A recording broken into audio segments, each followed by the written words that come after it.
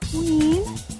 See her right here? She's got a really long, pointy backside.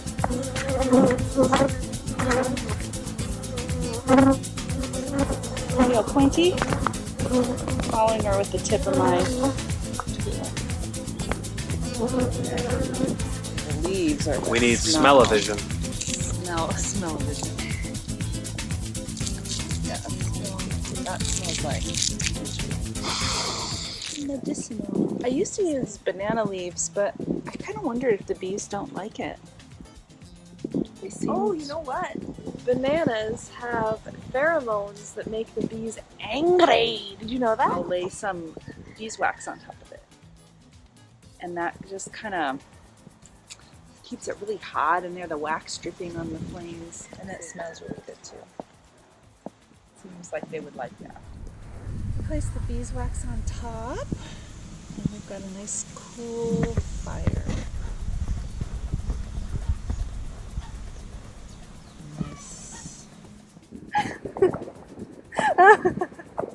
Oh my god.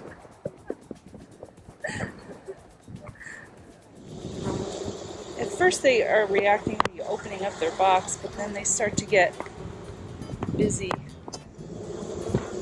Because they say that the smoke kind of signifies a forest fire, and it triggers their response, like, you know, they might have to move. So they start busying themselves with drinking honey.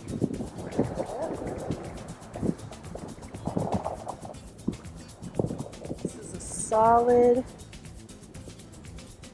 honey storage bar. This side, the honey's already capped over, meaning it's all cured out. The bees have fanned it, gotten all the moisture out of it, and then they cap it over with a thin coating of wax. And the ones that aren't capped over yet are probably cured, you know, just because they're that far in the process on the other side. So, see, I want to make sure it feels like it's stuck somewhere. I can feel where it's attached. Wow, this one has a lot of honey and pollen. That's pollen that you're looking at. See, this has been capped over for a while because it's not bright white. Now this one I wouldn't harvest because they still have developing female brood on this side. And as I'm looking, I'm looking for the queen. I'm looking for any sign of weakness, disease, deformities. I'm actually looking for mites, which are harder to see, but you can spot them on the backs of your bees. But you can either find a queen, or if you find eggs, you pretty well know your queen is there. See how they're dangling? They do this thing where they dangle and they connect arms and they hang off of one another's arms.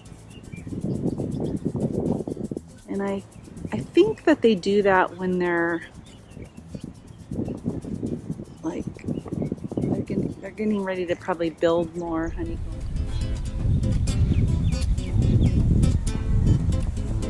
There's some honey that's not capped over yet, so we don't want to take that because it might still have a high moisture content, and then it would ferment.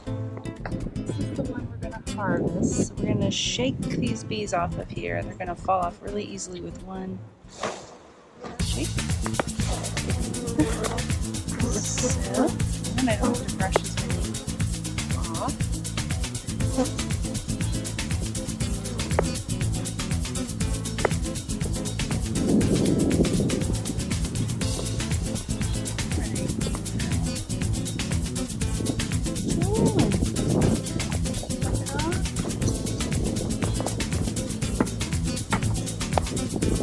That beautiful. And see how it's not, I mean, it's dripping out because I just punctured that, but when you turn it upside down, it doesn't drip out.